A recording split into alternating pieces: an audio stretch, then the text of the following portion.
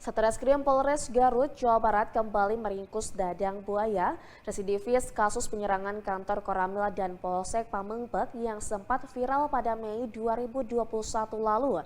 Tersangka kembali berurusan dengan hukum setelah melakukan pembacokan terhadap warga hingga korban alami luka parah.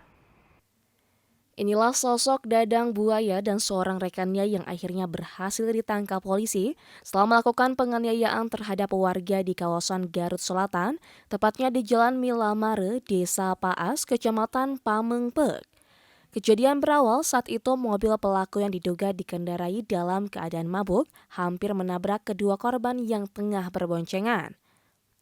Korban kemudian mengejar mobil pelaku dan mengingatkannya.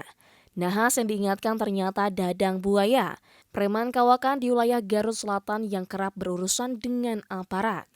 Setelah itu korban langsung minta maaf, namun pelaku malah melakukan penganiayaan terhadap kedua korban menggunakan senjata tajam.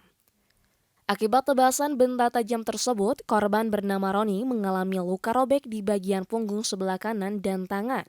Sementara korban Opid alias Eyang mengalami luka di bagian kepala bagian atas hingga mendapatkan perawatan beberapa jahitan. Selain mengamankan para tersangka, polisi pun mengamankan sejumlah barang bukti, diantaranya senjata tajam yang digunakan pelaku. Kapolres Garut mengatakan aksi preman ini kembali dilakukan sang residivis yang saat ini masih berstatus bebas bersyarat dengan cara kejam, padahal pemicunya hal sepele.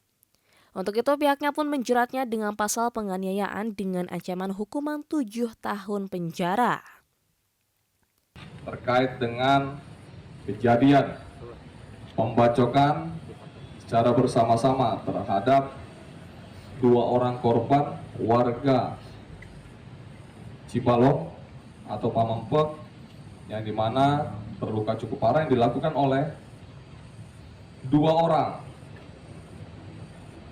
Satu atas nama si tersangka ini Dadang alias Dadang Buaya. Yang satu atas nama Yusuf Suproni.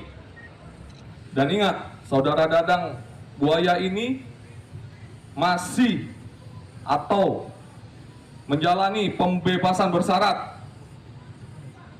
Ancaman hukuman yang kami kenakan sesuai dengan pasal 170 atau pasal 351 dan atau 351, berarti dua ya, 170 dan atau 351. Itu ancamannya 7 tahun maksimalnya dan ditambah seperempat karena yang bersangkutan masih menjalani pembebasan bersyarat. Dadang Buaya yang dikenal sangar dan sadis ini kini harus mendekam di kamar tahanan Polres Garut.